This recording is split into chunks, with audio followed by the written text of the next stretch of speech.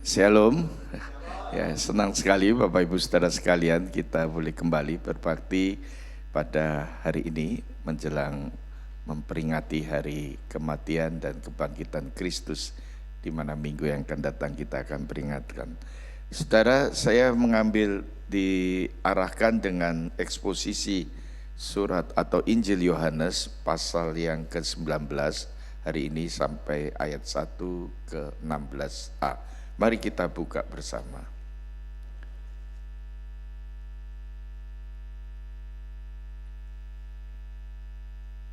Yohanes pasal 19 ayat yang pertama sampai ayat yang ke-16a. Kita akan membaca bersama-sama bergantian ya.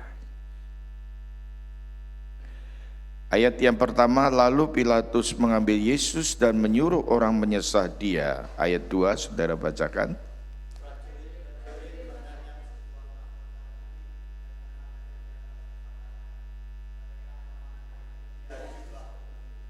Dan sambil maju ke depan mereka berkata, "Salam, hai Raja orang Yahudi." Lalu mereka menampar mukanya.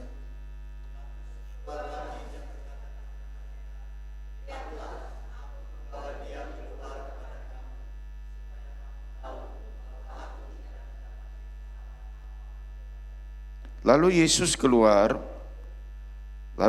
keluar bermahkota duri dan berjubah ungu. Maka kata Pilatus kepada mereka, "Lihatlah manusia itu."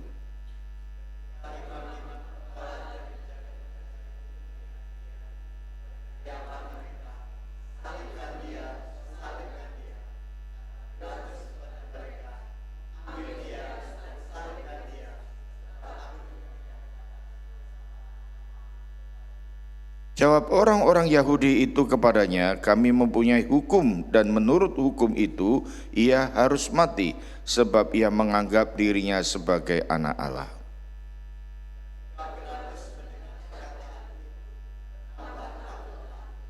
Ia masuk pula ke dalam gedung pengadilan dan berkata kepada Yesus, "Dari manakah asalmu?" Kata Yesus. Tapi Yesus tidak memberi jawab kepadanya.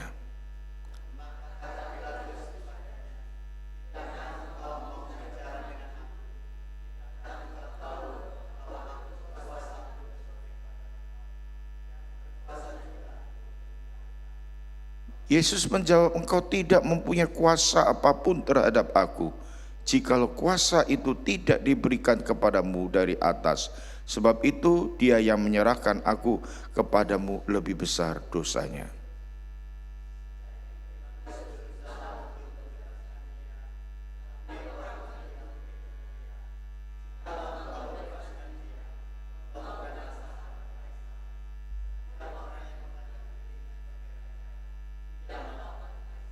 Ketika Pilatus mendengar perkataan itu, ia menyuruh membawa Yesus keluar dan ia duduk di kursi pengadilan di tempat yang bernama Listostrotos, dalam bahasa Ibrani Gabata.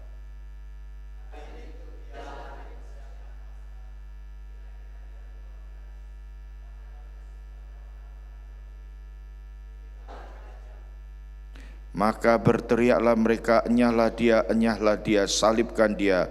Kata Pilatus kepada mereka, "Haruskah aku menyalibkan rajamu?" Jawab imam-imam kepala, "Kami tidak mempunyai raja selain daripada Kaisar." 16a.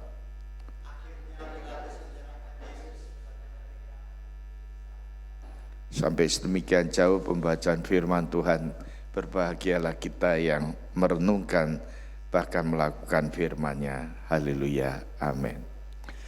Senang sekali saudara, saya ketemu Pak Gideon orang Ponorogo ya, Bu Emma orang Surabaya. Saya udah kenalkan, saya orang Magelang, Magelang kota kecil di Jawa Tengah. Saya lahir dari seorang tua papa mama yang bukan orang percaya, tapi rumah kami ada rencana Tuhan, saya tinggal persis di belakang gereja GKI, Gereja Kristen Indonesia. Dan saya bisa berjumpa dengan Tuhan Yesus Justru mulai kanak-kanak oleh ibu saya disekolahkan di sekolah itu, sekolah Kristen. Tapi bukan hanya itu saja, saya dapat berkat yang besar menjadi anak Tuhan dan sekarang melayani sebagai hamba Tuhan. Magelangnya kota kecil. Satu saudara masuk dari Semarang, selamat datang. Enggak lama kemudian selamat jalan. Nah itu ya pendek sekali, kecil. Pecinannya tokonya. Tapi di gereja yang kecil juga, saudara, hari ini melahirkan pendeta 200 lebih dari gereja lokal. Jadi itu ya pendetanya almarhum Pak Agus juga Lim Ijau, semua itu dari Magelang. Saya senang sekali kalau reuni 10 tahun sekali, nanti September ada reuni pendeta-pendeta yang berasal dari kota Magelang. Ada berkat khusus, tapi bukan kehebatan kita, semua karena anugerah Tuhan. Amin. Ya, saudara, saya harapkan gereja ini juga terus menjadi berkat, diberkati. Anak-anak Tuhannya yang mimpin nyanyi, yang main musik, yang melayani, dan juga saudara yang melayani di belakang layar. Saya yakin jerih lelah kita enggak sia-sia. Tuhan selalu menghargainya. Nah, saudara, kita bersyukur kita diberi kesempatan mempelajari Injil Yohanes. Saya perhatikan di awal tahun saya khotbah di pasal 16, hari ini kita sampai di pasal 19. Injil Yohanes ada Injil yang sangat unik sekali, saudara. Dan saya harapkan saudara bisa tenggelam kedalaman di dalam Injil Yohanes ini. Sangat indah dari narasi-narasi yang kita temukan di situ, saudara. Pasal 19 ayat 1 sampai 16 ini, saudara, ini berkenaan dengan bicara yaitu bagaimana kita menyaksikan Kristus dalam karyanya. Bagaimana kita menyaksikan perjalanan Kristus. Kalau saudara memperhatikan dari Injil Matius, Markus, dan Lukas, itu dimulai dengan biografi kelahiran Yesus. Matius, Markus, Lukas itu menyoroti bagaimana Yesus itu dari bawah, menyoroti sejarah daripada palungan itu, Bethlehem itu, sampai nanti kepada Golgota, kepada Kalvari, kepada salib di mana kita akan peringati hari Jumat nanti. Dan kalau saudara memperhatikan Injil Yohanes, saudara, ada sesuatu yang berbeda. Saya katakan berbeda, unik. Karena Injil Yohanes begitu mulai, dia tidak bicara tentang biografi dari bawah Kristus itu, tetapi langsung dari atas. Kalau saudara memperhatikan pasal 1 di sana dikatakan pada mulanya firman. Ini seperti di kitab Kejadian pasal 1. Pada awal, pada mulanya ada firman, dan firman itu menjadi manusia. Firman itu menjadi daging, yaitu Kristus, yaitu Yesus. Nah, saya katakan inilah keunikan, saudara-saudara, di mana Yohanes menekankan yaitu sangat teologis sekali. Injil Yohanes ini menekankan berbicara sangat teologis sekali. Tetapi bukan berarti dia tidak memperhatikan gambaran kehidupan saudara dan saya, kehidupan daripada para murid atau pembaca, saudara. Sekali lagi, Injil Yohanes ini diperuntukkan kepada dunia. Kepada orang-orang yang belum percaya. Maka ada satu kalimat yang sangat terkenal sekali, karena begitu besar kasih Allah akan dunia ini, Yohanes 3:16, sehingga ia mengaruniakan anak yang tunggal, supaya barang siapa yang percaya tidak binasa, melainkan beroleh hidup kekal. Ini bicara tentang percaya, hidup kekal. Ini diperuntukkan kepada murid-murid untuk menyaksikan kepada dunia yang belum percaya. Jadi Pak Joni, apa bedanya dengan surat Yohanes? Ada 1 Yohanes, ada 2 Yohanes, ada 3 Yohanes. Itu bicara kepada orang-orang Kristen, orang-orang yang ada dalam gereja, orang-orang yang sudah mengalami kelahiran baru.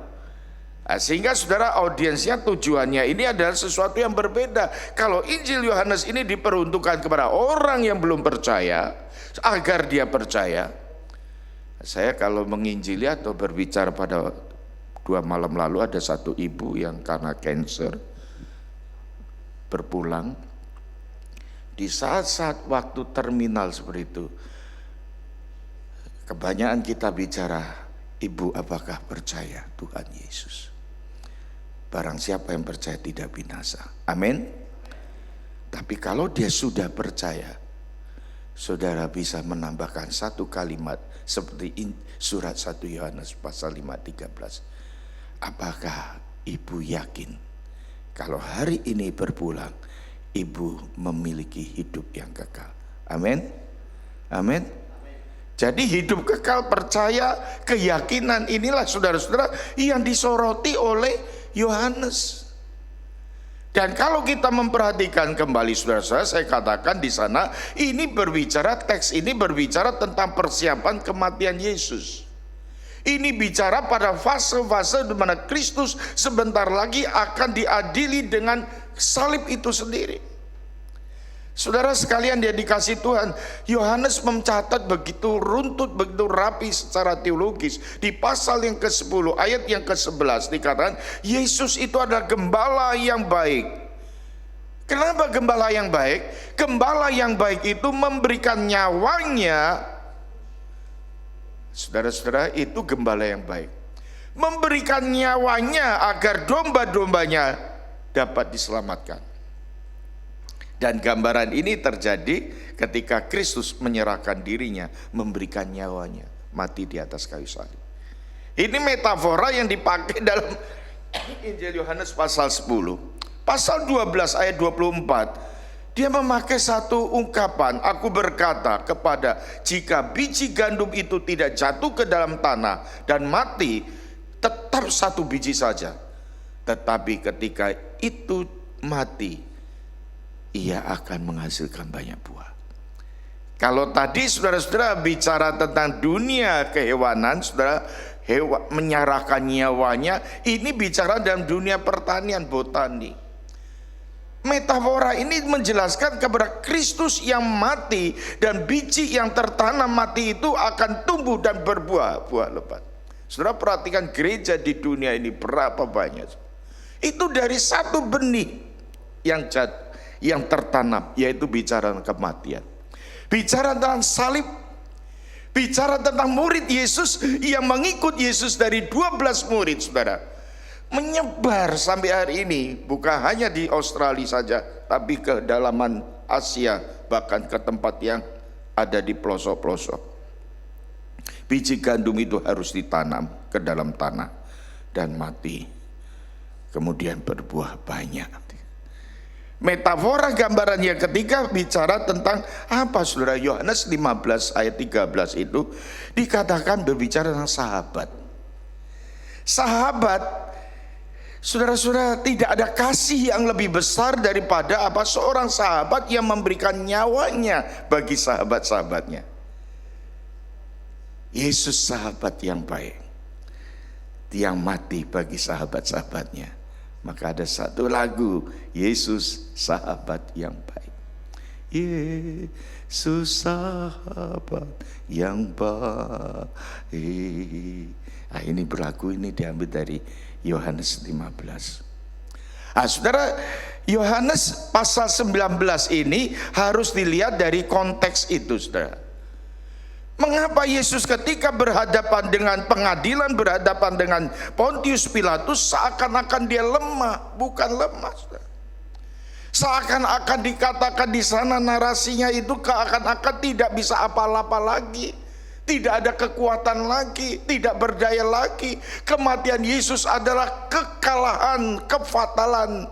Bukan demikian. Saudara perhatikan pasal 19 ayat 1 sampai yang ke-7. Pilatus itu yang tertekan malah di sana. Pilatus di situ, Pontius Pilatus itu tertekan dalam posisinya. Kenapa demikian, saudara? Karena berkali-kali menentukan, saudara pernah bacakan di dalam pasal 18 di bagian akhir sampai 19 ini bicara Pilatus gak menemukan kesalahan apapun pada diri Yesus. Pilatus tidak menemukan kesalahan pun, dan dia tahu ini Yesus harus dibebaskan. Belum lagi kalau saudara menemukan dalam Injil Markus, istri Pilatus itu sudah memberikan bisikan, dia sudah memberikan pesan, kamu jangan ikut campur-campur dengan perkara Yesus. Karena itu sudah dia tahu Yesus bukan orang yang bersalah. Saudara sekalian, Cerita narasi ini membicarakan bagaimana Pilatus dalam keadaan yang sulit hari itu. Belum lagi dia didesak lagi, saudara, dibawa masuk lagi. Dan di situ dikatakan Yesus di pihak yang lain, Yesus di sana, saudara-saudara, pada waktu itu juga berdiam di hadapan Pilatus. Pilatus itu dikatakan cuci tangan di dalam penghakiman terhadap Yesus. Pilatus sebenarnya dia tahu Yesus tidak bersalah. Dan Pilatus sebenarnya sudah berusaha untuk mengirimkan, membebaskan Yesus. Dia mau cuci tangan, dia serahkan kepada siapa? Raja Herodes. Saudara sekalian, supaya tidak ikut campur, bahkan dikatakan di sini, saudara, dilakukan pada waktu itu berkaitan dengan tradisi Paskah. Paskah bagi orang Yahudi itu, saudara-saudara, bagi orang Yahudi itu adalah hari pembebasan, saudara. Tapi ternyata di situ Pilatus gagal. Dia tidak bisa membebaskan Yesus karena dia tahu ini adalah tidak bersalah di dalam diri Yesus. Maka dia memikirkan dengan cara yang lain. Di ayat yang ke-1, ayat yang ke-2 sampai ayat yang ke-7, Pilatus memikirkan dengan cara apa? Yesus dibawa kepada orang banyak itu. Dan orang banyak itu dikatakan untuk bisa mencabuk Yesus, supaya dia bisa siksa Yesus. Apa tujuan Pilatus? Supaya orang banyak itu timbul belas kasihan. Kalau melihat Yesus berdarah-darah, melihat Yesus yang tersiksa di sana, yang dimahkotai dengan duri, itu tujuannya kepada Yesus supaya mendapatkan belas kasihan dari orang-orang banyak itu. Tapi saudara-saudara, apakah itu berhasil? Apakah Pilatus berhasil membebaskan Yesus? Dikatakan Pilatus, aku tidak mendapatkan kesalahan di dalam dia. Lihatlah anak manusia itu. Lihat anak manusia itu. Tapi orang banyak hatinya keras. Semakin geram mereka, semakin marah dikatakan. Seharusnya tujuan daripada Pilatus supaya orang banyak itu simpatik. Oh ya kasihan ya, oh ya itulah, oh yang punya hati nurani. Oh ya kamu punya belas kasihan. Tetapi cerita ya, ini saudara-saudara, mereka tidak timbul belas kasihan. Saudara sekalian, kalau saudara memperhatikan di sini, saudara, inilah fakta keberdosaan manusia. Ini fakta kekerasan hati manusia, saudara sekalian. Bapak Ibu saudara sekalian yang dikasih Tuhan, kita melihat sini. Pilatus sampai berkata, lihatlah manusia. Manusia yang tidak berdaya, yang sudah dicambuk berkali-kali, yang bermahkota duri, yang berpakaian kain ungu. Engkau tidak berbelas kasihan terhadap orang ini. Bahkan orang-orang itu berteriak semakin kuat, salibkan dia. Salibkan dia. Ketika melihat teriakan seruan yang kuat itu, Pilatus mengatakan apa? Ambillah dia, salibkan dia. Aku tidak menemukan kesalahan pada dia. Apa artinya? Kalau kamu mau menyalibkan dia, aku nggak menemukan kesalahan apapun, salibkan dia, terserah kamu, lakukan dengan dirimu sendiri. Itu maksud daripada Pilatus. Dan klimaksnya sampai di pasal 19 ayat 8 sampai 12. Ketika Pilatus mendengar perkataan itu, bertambah takut. Mereka dengan keras berteriak, salibkan dia. Saudara, Pilatus berusaha lagi untuk negosiasi dengan Yesus. Yesus dibawa masuk ke dalam gedung pengadilan dan berkata, dari manakah asalmu? Yesus, dari manakah asalmu? Tetapi Yesus tidak memberikan jawab apapun juga kepada Pilatus. Ayat yang ke-10 dikatakan, maka Pilatus berkata kepadanya, tidakkah engkau mau bicara dengan aku? Tidakkah engkau tahu bahwa aku berusaha untuk membebaskan engkau? Aku berkuasa untuk membebaskan engkau. Aku berkuasa untuk menyalibkan engkau. Oh, saudara-saudara, perhatikan jawaban Yesus yang sangat luar biasa, dan ini yang menjadi penekanan daripada banyak Injil yang sungguh-sungguh ditekankan oleh Alkitab, yaitu ayat yang ke-11. Yesus menjawab, engkau tidak mempunyai kuasa apapun terhadap aku. Engkau tidak mempunyai kuasa apapun terhadap aku, jikalau kuasa itu tidak diberikan kepadamu dari atas. Sebab itu dia yang menyerahkan aku kepadamu lebih besar dosanya. Saudara, perhatikan kalimat ini, kata ini penting sekali. Engkau tidak mempunyai kuasa apapun terhadap aku, jikalau kuasa itu tidak diberikan kepadamu dari atas. Artinya apa, saudara? Kuasa itu dari mana, saudara? Bukan Pilatus. Yesus membiarkan kejadian ini, membiarkan peristiwa ini, saudara, itu karena diberikan kuasa dari atas. Ini yang disebut dengan kedaulatan Tuhan, ini yang disebut dengan kuasa Tuhan. Pilatus sejak mengatakan, aku berusaha membebaskan engkau, aku bisa membebaskan engkau, aku bisa menyalibkan engkau juga. Yesus kata, tidak. No, bukan. Artinya ini kendali, kontrol ini ada dari atas, ada di dalam dia, ada di dalam Kristus. Nah, saudara, kadang-kadang kita melihat di dalam hidup kita hari ini, kita tidak menyadari kebenaran seperti itu. Bahwa apapun yang terjadi di dalam hidup kita ini, termasuk sehelai rambut yang jatuh pun, kalau tidak seizin daripada Allah, itu tidak terjadi. Betul? Amin. Jadi nggak ada kata kebetulan tuh, betul? Kalau kebetulan ada jodoh kemarin, dibilang anak pemuda, kenapa kamu kok bisa berjodohan dengan dia? Kebetulan Pak Pendeta, kebetulan saya ketemu di Uni, kebetulan saya makan malam itu ketemu lagi di restoran, kebetulan saya satu kampus, kebetulan saya ketemu orang tuanya, kami kenal, kebetulan, tambah kebetulan, tambah kebetulan, itu betulan. Gak ada yang kebetulan teologi kita, setuju gak? Setuju gak? Gak ada yang kebetulan, setuju? Kalau saudara hari ini ada bersama-sama semuanya bukan kebetulan, amin. Dalam rencana dia, amin. Ini kendali itu ada di dalam dia, seizin dengan dia. Apapun yang terjadi, termasuk peristiwa-peristiwa yang ada. Saudaraku yang dikasih Tuhan, Pilatus berusaha membebaskan dia. Tapi orang-orang banyak itu mendesak. Mereka tetap menekan, kalau gitu kamu menentang kaisar, kamu bukan sahabat kaisar. Setiap orang yang menganggap dirinya tidak bersahabat dengan kaisar, itu artinya melawan kaisar. Akhirnya dikatakan klimaksnya di ayat 16a tadi, Pilatus menyerahkan Yesus untuk disalibkan. Saudara-saudara, ayat yang ke-8 tadi menarik sekali. Pilatus dikatakan semakin takut. Pilatus semakin mendengar perkataan yang mendesak dia, semakin takut. Dan membawa Yesus ke dalam istana untuk menginterogasi lagi, saudara.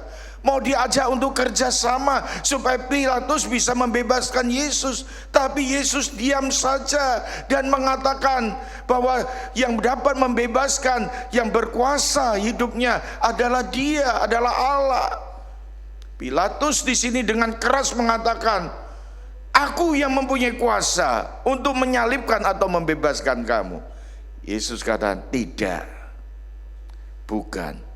Saudara sekalian, di tengah-tengah tekanan hidup, di tengah-tengah tekanan terhadap Pilatus, sebenarnya Yesus yang memegang kendali. Yesus yang menentukan bagaimana dia harus dan akhirnya dia mati. Bapak Ibu saudara sekalian, Yesus yang memberikan kuasa kepada Pilatus untuk memutuskan perkara itu. Dan dari sejak awal sampai Yesus diadili, sebenarnya Yesus yang memegang kendali.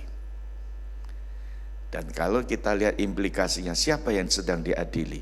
Yesus atau Pilatus? Pilatus. Dia gelisah. Bahkan dia kata Yesus gak bersalah. Dia sampaikan lagi kepada massa. Jelas sekali, saudara-saudara, di dalam keberdosaan manusia, orang-orang Yahudi mempunyai satu kunci sehingga Pilatus mau tidak mau harus menjatuhkan hukuman salib kepada Yesus. Yaitu apa, saudara? Dikatakan, memakai satu kunci, bukankah engkau sahabat kaisar? Setiap orang yang menganggap dirinya sahabat kaisar, dan kalau ada orang yang menyebutkan anak Allah, itu adalah melawan kaisar. Polikarpus itu seorang tokoh bapak gereja. Saya mengingatkan pada peristiwa di mana kematian mati syahid dia. Waktu berhadapan dengan kaisar, dia bilang, Jesus atau Caesar? Yesus atau kaisar? Polikarpus katakan, Yesus. Oh, oke, dibawa ke lapangan besar di sana. Diadili oleh orang banyak. Pada waktu itu ditanya, ini pertanyaan terakhir, kalau kamu memilih Yesus, kamu akan dihukum mati. Yesus atau kaisar? Polikarpus berkata, selama 86 tahun aku mengikut dia, dia tidak pernah berbuat salah kepadaku. Mana mungkin di detik-detik masa akhir hidupku ini, aku menyangkal dia. Api itu malah membakar habis. Dan kesaksian daripada sejarah gereja mengatakan, waktu mayat jenazah Polikarpus terbakar, itu asapnya bagaikan layar yang membumbung tinggi langit ke langit atas. Mengingatkan seorang yang berani dengan kebenaran itu di tengah ketekanan itu. Polikarpus terpojok, tertekan, dan dia mengambil pilihan seperti ayat 16a. Salibkan dia. Saudara, tokoh Pilatus dalam catatan pasal 19 ini juga menunjukkan siapa kita. Kita yang tahu tidak salah, dia tahu bahwa ada dalam kebenaran. Pilatus tahu tidak ada kesalahan dalam diri Yesus. Tetapi ketika menghadapi kesulitan, tekanan di dalam situasi, mungkin itu karena berhadapan dengan Caesar, kaisar. Saudara dan saya berkenaan dengan pekerjaan, dengan lingkungan, dengan masyarakat kita mungkin.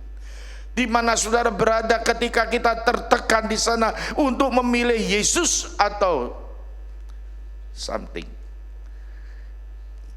Seringkali kita seperti Pilatus, tidak bisa menyikapi kebenaran itu. Bapak Ibu Saudara sekalian, ini ada satu ilustrasi, ini joke. Ada orang, ini terjadinya di daerah Irlandia Utara, saudara. Itu saudara-saudara, ini bicara tentang, saudara tahu di Northern Ireland itu Protestan, Kristen dengan Katolik itu bermusuhan berpuluh-puluh tahun. Saudara sekalian, satu ketika ada orang datang langsung ditodong oleh seseorang. Kamu Kristen Protestan atau Kristen Katolik? Wah, ini orang ini takut salah. Wah, jawabnya dia pikir baik-baik. Dia jawab bukan dua-duanya. Jadi apa? Ateis. Wah, langsung pistolnya taruh. Wah, dia bilang aman deh aku. Pistol taruh lagi. Ateis Kristen Protestan atau ateis Katolik? Saudara, wah, mati dia, saudara. Ateis Kristen Protestan atau ateis pro Katolik? Saudara, kita tahu ya kan, ini bukan, orang menganggap ini perang agama Protestan dan Katolik. Saudara perhatikan peristiwa itu tahun 68 sampai 98. Itu banyak teror, banyak pembunuhan, penyiksaan. Saudara, kalau kita perhatikan, saudara, enggak habis-habisnya, saudara. Apakah ini masalah agama Katolik dengan Protestan? Bukan. bukan masalah agama. Ini karena sudah orang Protestan itu menginginkan Irlandia Utara itu tetap menjadi bagian dari negara atau UK, Inggris. Tapi di lain pihak Roman Katolik itu ingin independensi, menginginkan mereka menjadi Republik Irlandia. Saudara, Tuhan Yesus tidak mengendaki perpecahan, tidak. Yesus itu datang dengan membawa kasih kebenaran. Amin. Kebenaran dan kasih itu bergandengan, saudara. Kalau orang yang menjaga kebenaran terus tapi nggak ada kasih, itu jadi orang yang kejam. Orang yang kasih saja nggak usah dengan kebenaran, itu jadi apa ya? Sesat, liar. Kasih, kebenaran kasih. Saudara, ketika kita berada di dalam situasi hari ini, saudara-saudara, di dalam pekerjaan saudara, dalam studi saudara, bagaimana sikap kita terhadap kebenaran? Kita yang tahu kebenaran, kita yang tahu Alkitab, yang kita baca, yang kita renungkan, yang kita pikirkan, yang kita dengarkan setiap ada khotbah, setiap kita mempelajari dalam pemahaman Alkitab, kita sudah tahu kebenaran. Apakah kita melakukan kebenaran itu, saudara? Dan kita menghidupi kebenaran itu. Apa yang kita bisa lakukan di dalam dunia ini, saudara?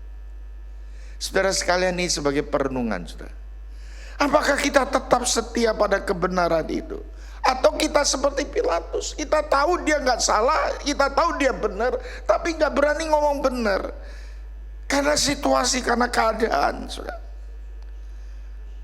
mungkin saudara-saudara, kalau kita mempertahankan kebenaran, kita akan ditolak oleh dunia. Kalau kita tidak ikut arus, kita akan ditinggalkan. Sehingga teriakannya adalah salibkan Yesus. Saudara, mari kita datang kepada Tuhan. Tuhan melihat hati kita. Dan mari kita akui di hadapan Dia. Perenungan kita yang kedua, fakta Tuhan memegang kendali dan menolong kita saat sekalipun menghadapi tekanan hidup. Dia memegang kendali dalam hidup kita. Mari kita dengan berani, kita dengan penuh iman, kita penuh dengan keyakinan.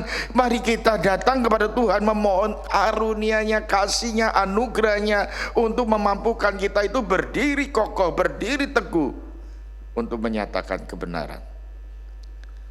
Saudara sekalian, biarlah dua pertanyaan refleksi ini boleh menjadi berkat bagi kita semuanya. Biarlah perenungan dari Yohanes pasal 19 ini boleh menjadi renungan kita bersama. Mazmur 56 ayat yang keempat, pemazmur mengatakan, waktu aku takut, ketika aku merasa takut, aku percaya kepadamu. Biar ini menjadi ayat emas bagi kita.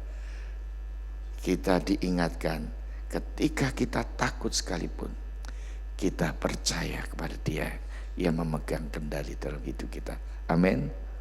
Biar Tuhan terus topang kita bersama-sama. Mari kita memasuki minggu hari-hari ini dengan penuh keyakinan. Mari kita tidak seperti Pilatus, tapi kita mau seperti murid Yesus, Yohanes. Dan kita mau seperti Yesus yang menyatakan kebenaran itu. Dialah kebenaran itu. Akulah jalan kebenaran itu. Akulah hidup. Akulah kehidupan itu. Bila kita dengan topangan Tuhan, selalu kita akan berjalan bersama Dia, melewati hari ke hari untuk mengalami berkat-Nya. Kiranya Tuhan memberkati kita. Amin. Mari kita berdoa.